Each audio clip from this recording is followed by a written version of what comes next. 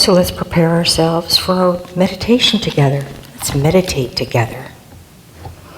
So I invite you, if you care to close your eyes gently and let yourself come into the stillness, into the quietness in this place. Take a nice, deep, satisfying breath in and slowly exhale it out. No rush. Again, another one. Nice, big, deep, poke out your belly. And exhale it out, slow and easy.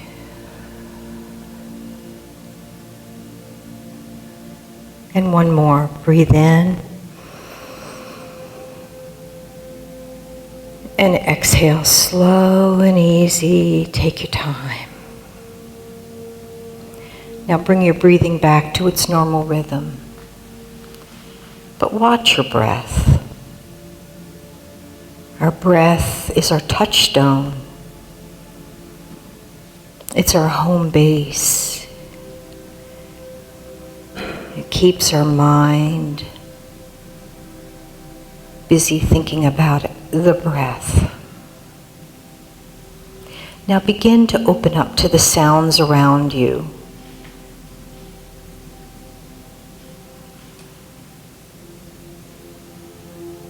And become aware of the quality of here-ness. How here are you?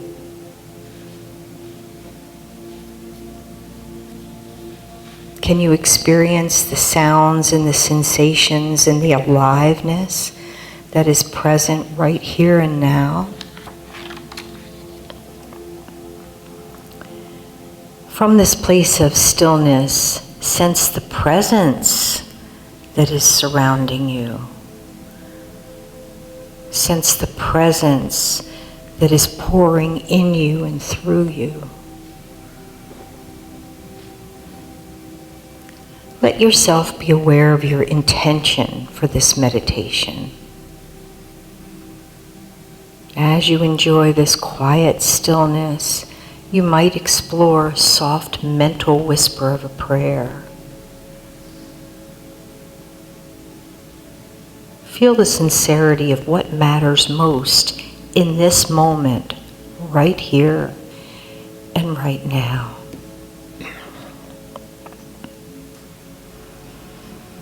Watch your breath. Take some moments to allow yourself to sit down into your body. Feel the solidness of it. Feel the earth beneath your feet. Let your shoulders drop. Let your chest open up. Let your belly be soft. Soft, soft. Become aware of your hands. They're resting on your lap. Feel them from the inside out. Be aware of the places of contact that your body is making with the chair. Become aware that your body is a field of sensation.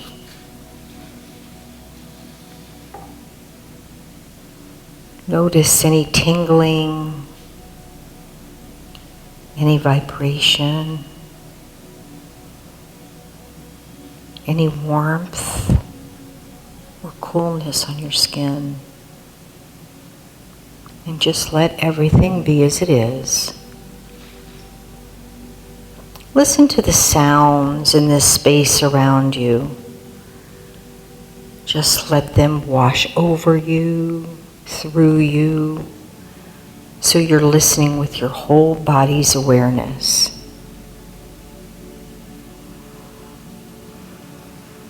Become aware of your heart listening to the sounds around you. Become aware of your kidneys listening, your muscles, your tendons, your cartilage. Your body is a whole vibrating being. It's listening with every cell. Heighten your awareness. Don't miss anything.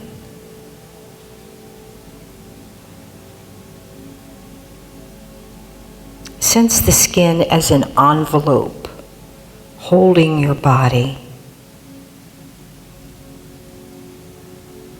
Feel the space outside your skin.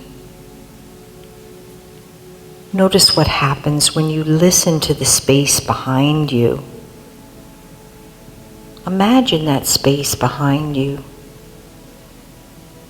Know that there are beings behind you that are listening to the beings behind them. Notice the space in front of you with your imagination. Feel the vibrational energy from the beings that are in this room.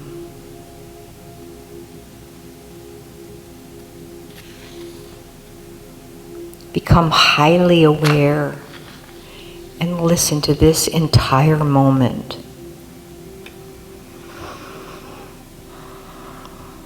Watch your breathing, don't hold your breath. Keep breathing. Just be the silent stillness that's listening.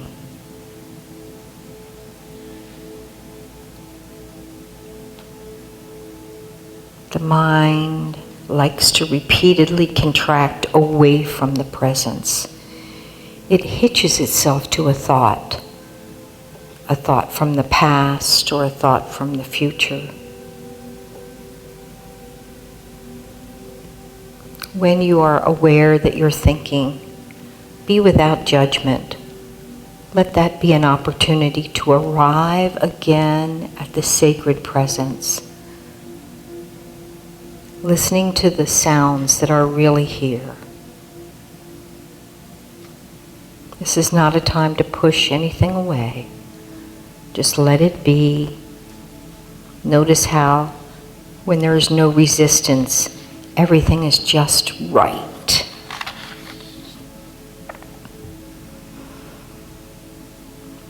What really matters when we meditate is our attitude.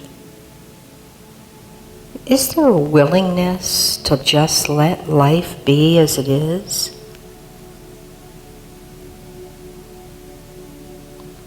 If you've been lost in thought, pause right now, take in a breath. Exhale it out. And be okay with it. Notice the mood that is in your heart.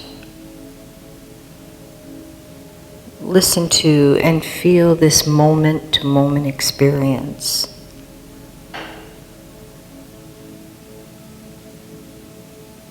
Notice what happens and how you feel when you just let everything be as it is.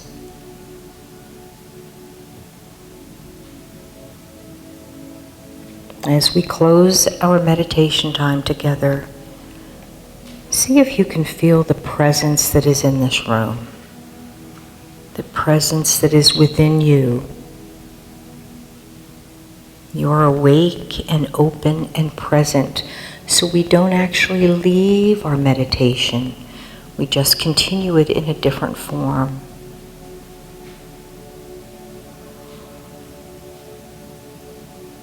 So when you're ready, you can open your eyes, come back to the room, and stay awake, stay aware, and stay with this meditation. Stay within your meditation. Amen.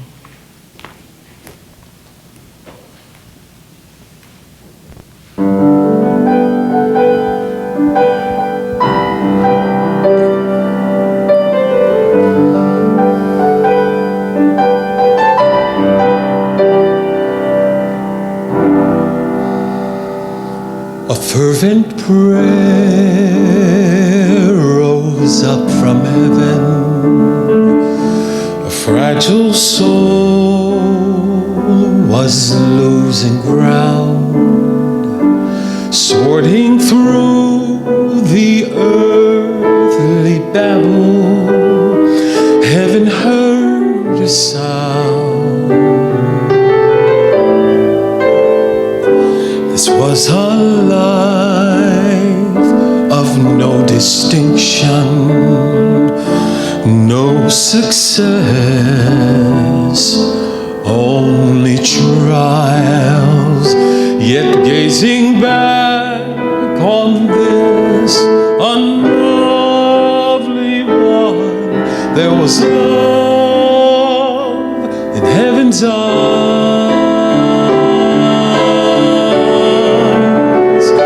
In heaven's eyes there are no losers.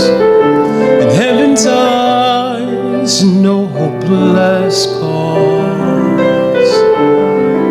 Only people like you with feelings like me, amazed by the grace we can find in heaven's eyes.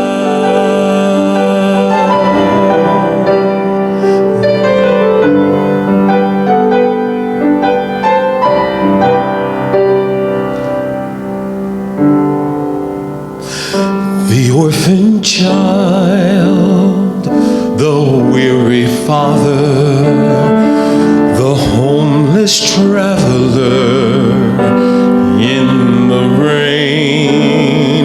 When life goes by and no one bothers, heaven feels the pain.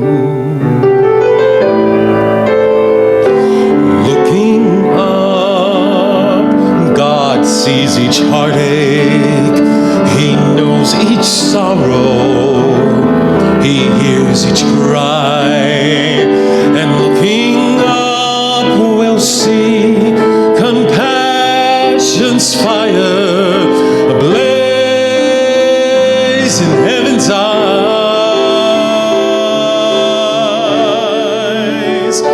In heaven's eyes there are no losers.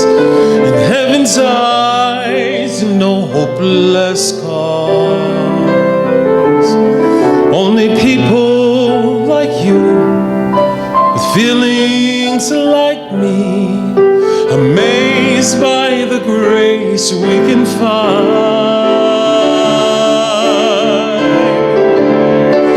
In heaven's eyes there are no losers. In heaven's eyes no hopeless cause.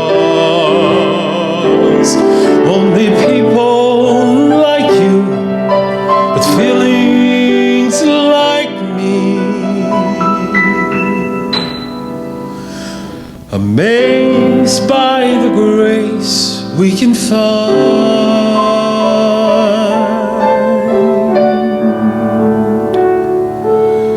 in heaven's eyes.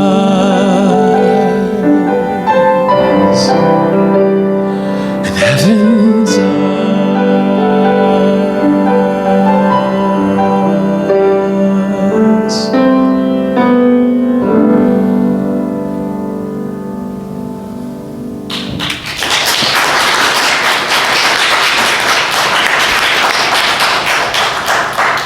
Thank you, Sean. Thank you, Daniel. You guys are so blessed to have such talented musicians here. Don't you feel blessed? Absolutely. So you guys know I'm Reverend Lulu. I'm from Winter Garden, Florida. I'm really not from there. That's just where I'm living. We were talking between services about the tiniest bit of coolness in the air. No? Just an itty-bitty bit. We were talking about some of us, I'm from Delaware, so it's difficult to be in Florida where we don't have leaves changing. And some of us shared those same sentiments. So I'm looking forward to some cooler weather. And I want you to know what a joy, what a total joy it is to come to Unity of Delray Beach. It is delightful here, and I'm always welcomed. and embraced, and I love it. I love coming here. So thank you so much. So I want to talk about silence today. It'll take me a little while to get to the silent part, but I want to tell you what you already know, which is we live in a very, very noisy world, don't we? It's difficult to escape the riot of continuous sound. Even if you're alone in your home, no one's talking to you, you don't have the TV on or whatever. The beeps and the clicks from electrical appliances like our refrigerator or the overhead fans or the AC are there to remind you that you're surrounded by noise.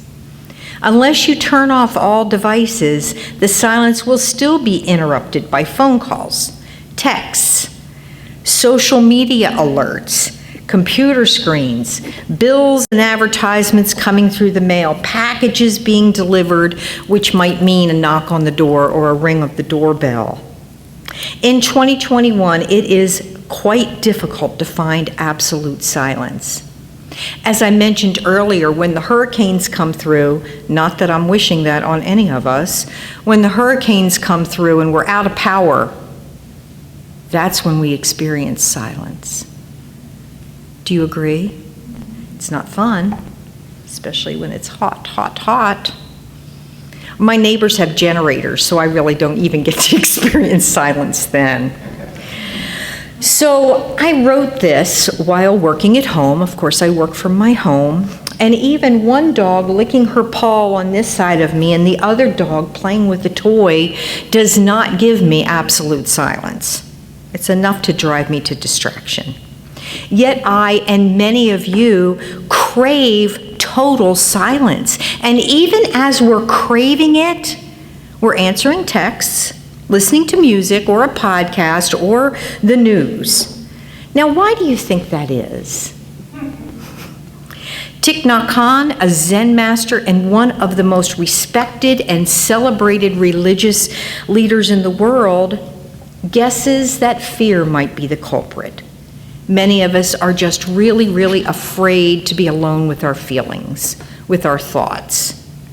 So having plenty of stimuli makes it easy to distract ourselves from our own selves. It distracts us from what we're feeling. It distracts us from the monkey mind. We may pick up a magazine or go on the internet researching this or that, or we listen to music or we go shopping on Amazon. Who shops on Amazon? Come on, don't lie to me. Or we watch something on Netflix or YouTube, or we find games to occupy our minds. Even while we're in the restroom, we take our cell phones with us. Our devices go with us everywhere, absolutely everywhere.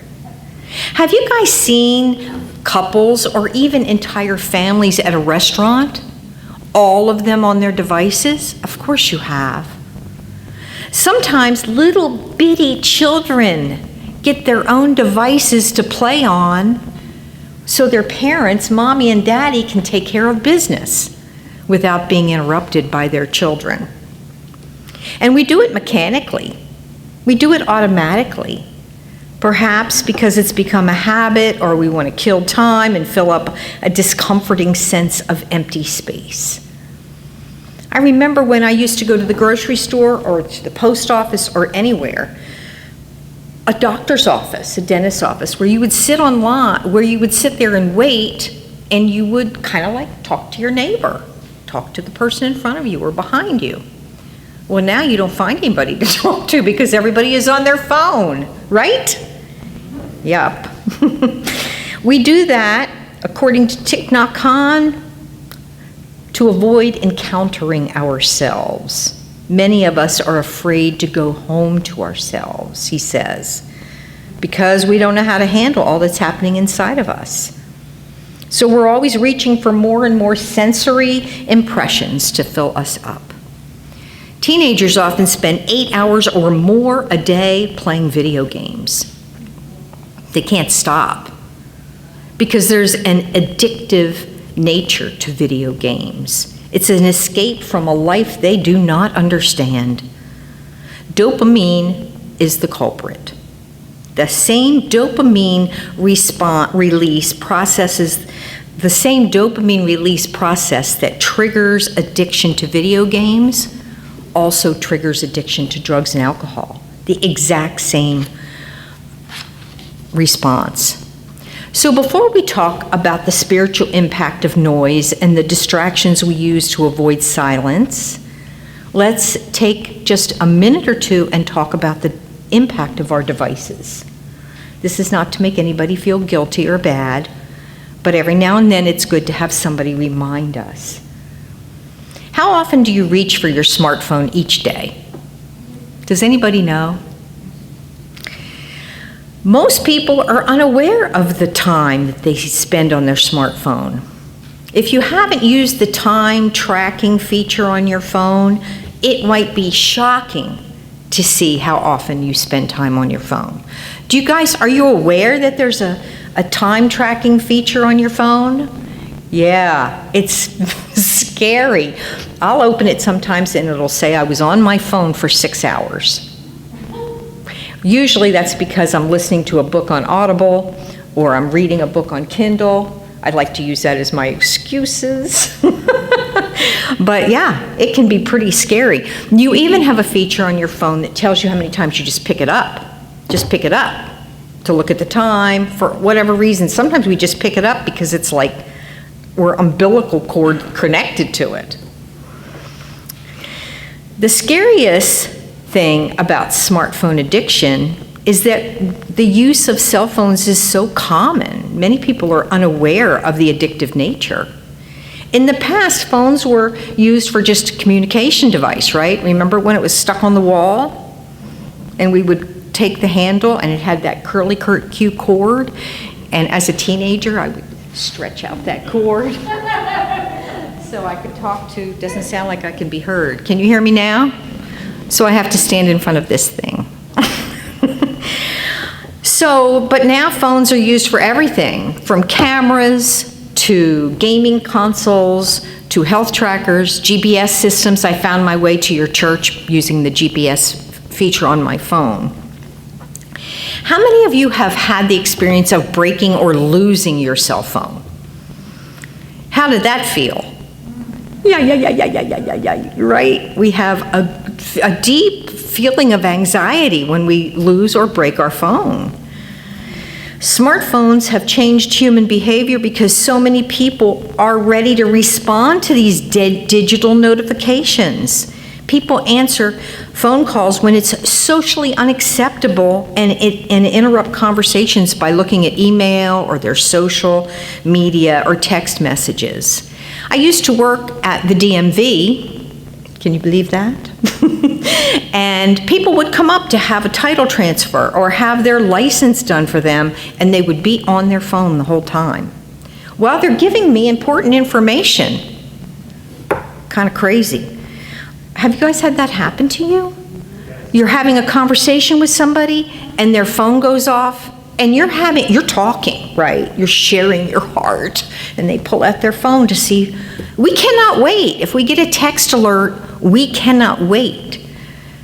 We have no sense of delayed gratification. And so we just grab that phone and look at it. Not long ago, I created a silent retreat for myself. Has anybody here ever been on a silent retreat? Right. They can be difficult. But I created one for myself at home by myself because I lived alone at the time. I turned everything off. I put my cell phone in a drawer. I didn't listen to anything. I didn't read anything even. And you might be asking, well, why didn't you read anything?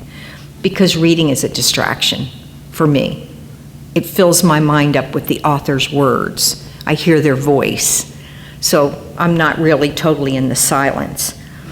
I was going for 0 distractions. Let me tell you, it was hard. It was hard to do. I pretty much just didn't know what to do with myself. I couldn't do real prayer or meditation because my brain was just buzzing around like bees on caffeine. I couldn't settle myself down. It took 2 full days to settle myself down. It was like withdrawal, I guess. And then when my 4 days was over, I had a hard time coming back. I had achieved, not knowing that I would, an altered state of consciousness. It was difficult to come back. I had to only allow one thing in at a time. So why is silence so vital? Here are some thoughts from the Bible. Psalm 62:5 says, "For God alone, O my soul, wait in silence, for my hope is from him." Lamentations 3:28 says, "Let him sit alone in silence." Proverbs 17:28 says, "Even a fool who keeps silent is considered wise. When he closes his lips, he is deemed intelligent." And Psalm 46:10, you guys know this, "Be still and know that I am God." The silence is more, much, much more than ridding ourselves of outward noise and distractions. Silence is actually the language of God, and it's through the silence that we communicate one with the other.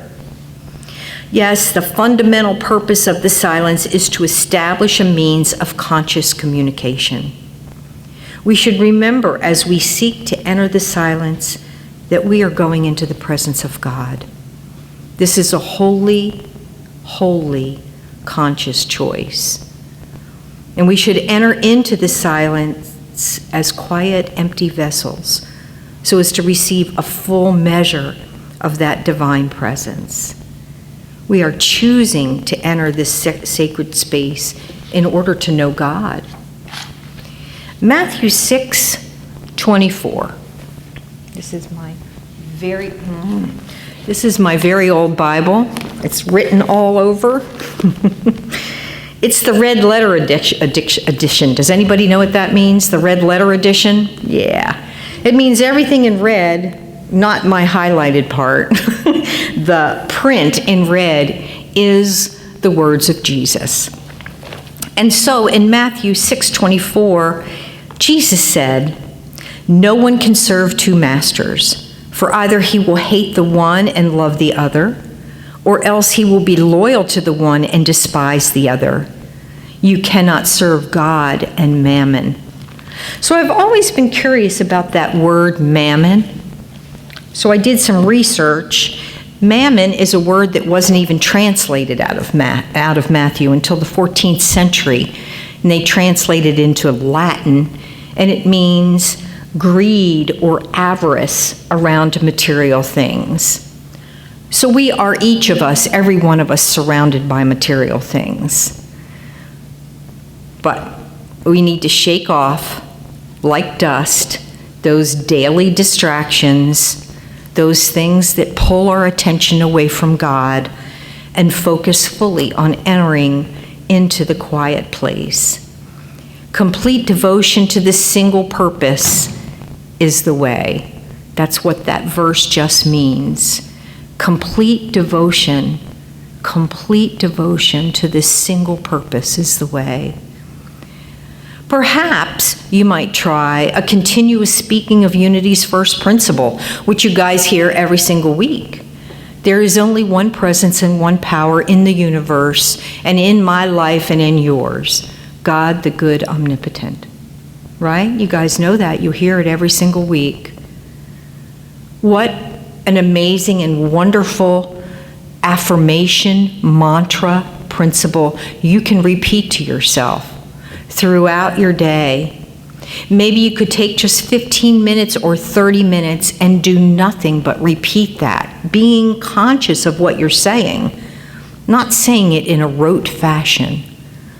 There is only one power and one presence in the universe and in my life and yours, God the good. Think about that, will you? One power and one presence. So not just in this room, is that one power and one presence present?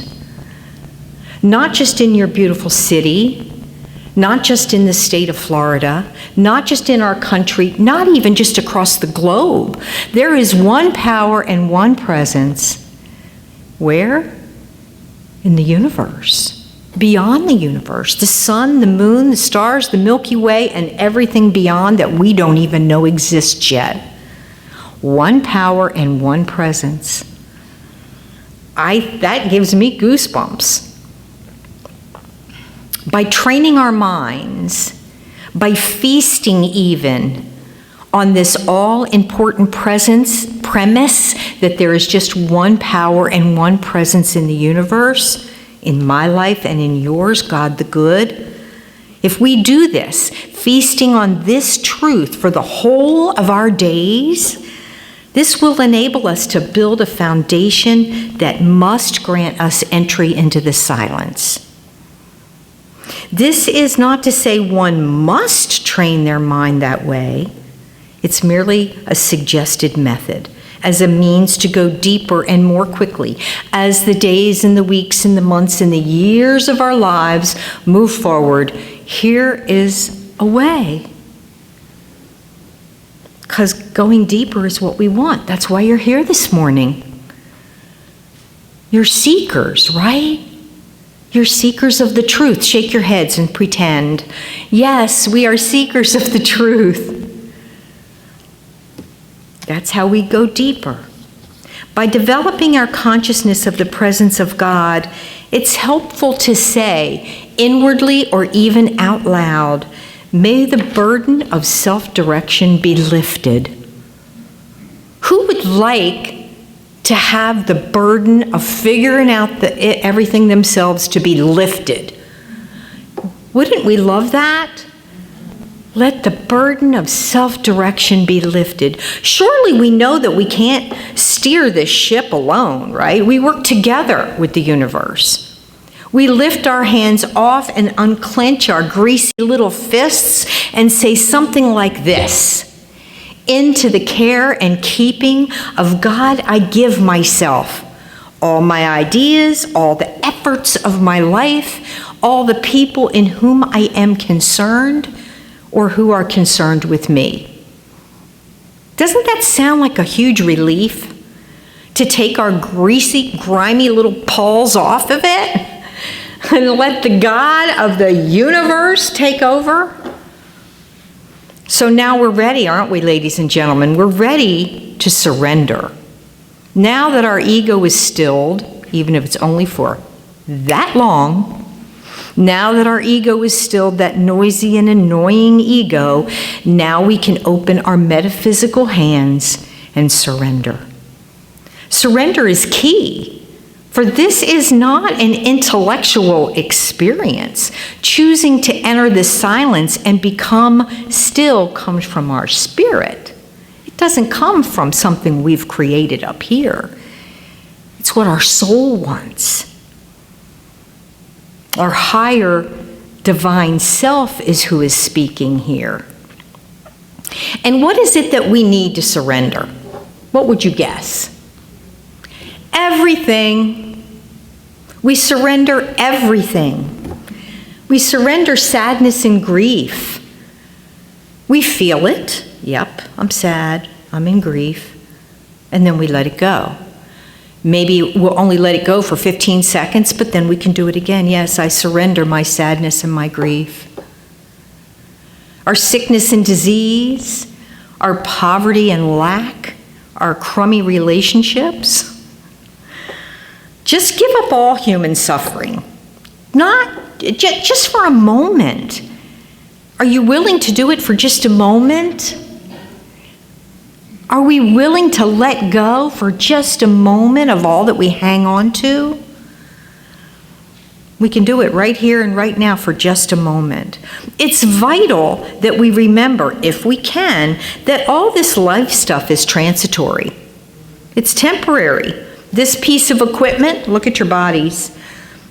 These earth suits, these vessels, they're not going to last forever.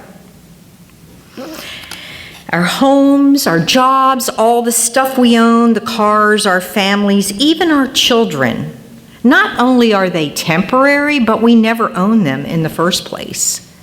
They're on loan for this current experience. And how do I know this? The same way you know this. When we transition to the next plane of existence, none of that stuff goes with us. Not our children or our grandchildren or our homes or our beloved pets. So we may as well just open up and surrender it now. Be a lot less angst. My beloved friends, listen, we are beings of light.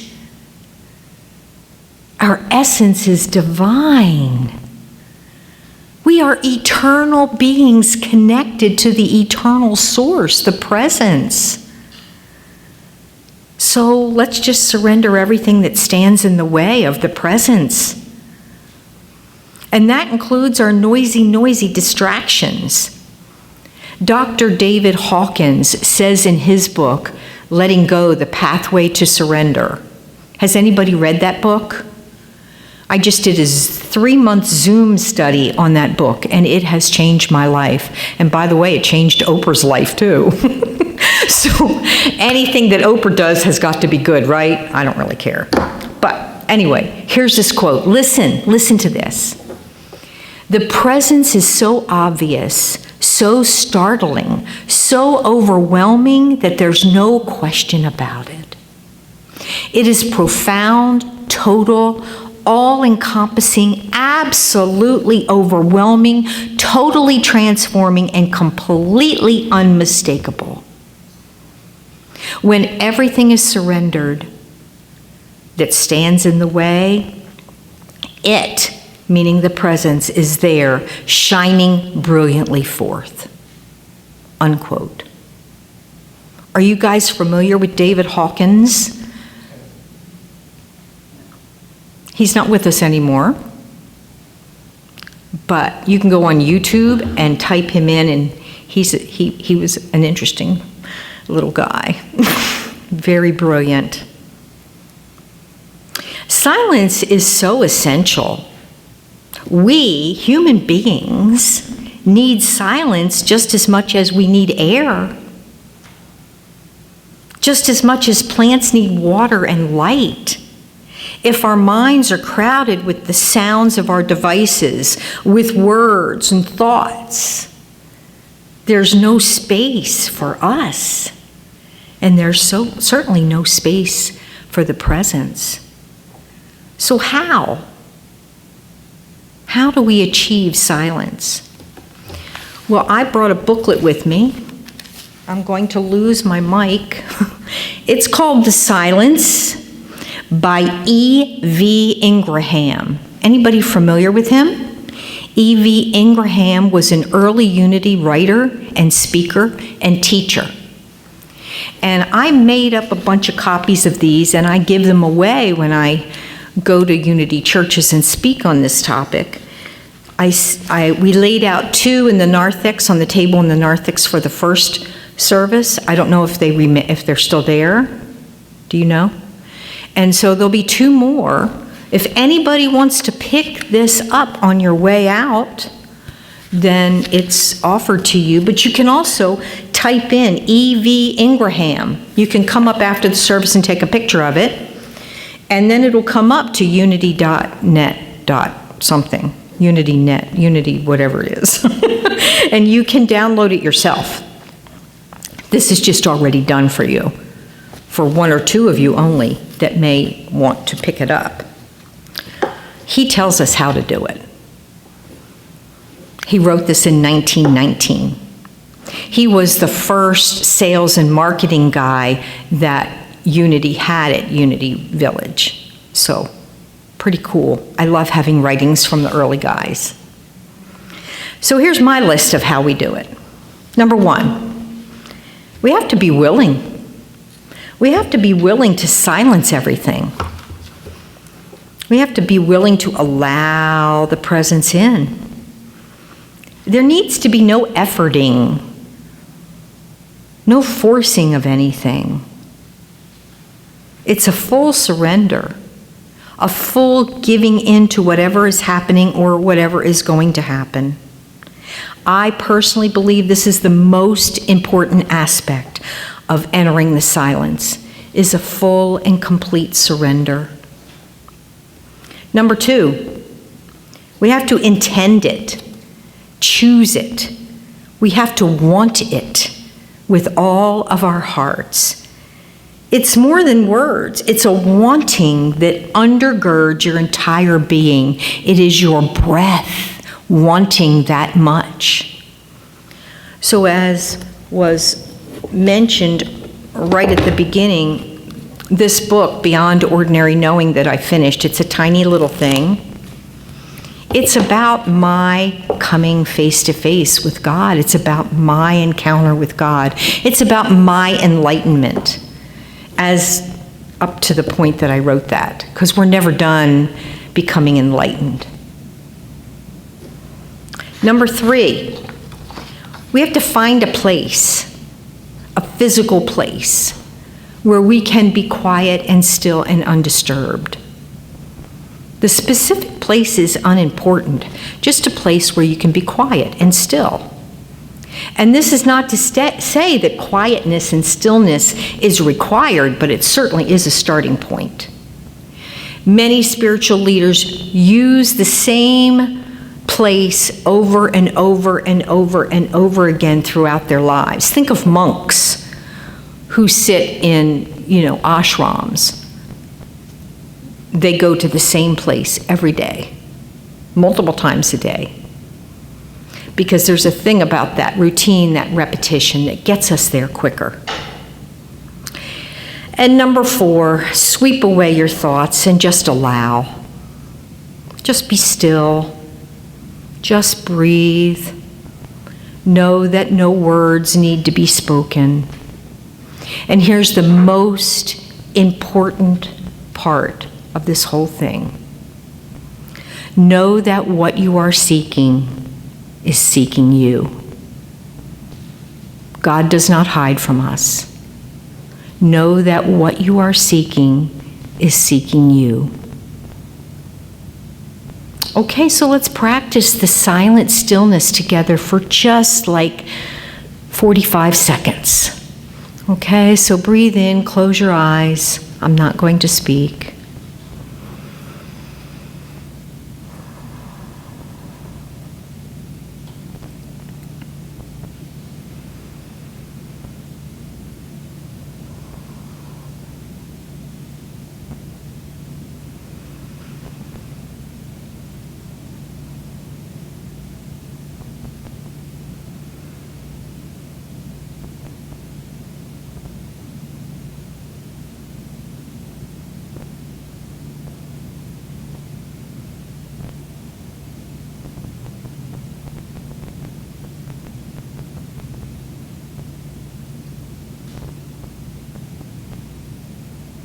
Okay, you can open your eyes. Come on back to me. I'm going to finish up this talk with a poem from Longfellow. Let us then labor for an inward stillness and an inward healing. That perfect silence where the lips and heart are still, and we no longer entertain our own imperfect thoughts and vain opinions. But God alone speaks in us, and we wait in singleness of heart that we may know His will, and in the silence of our spirits that we may do His will and do that only. Amen and namaste.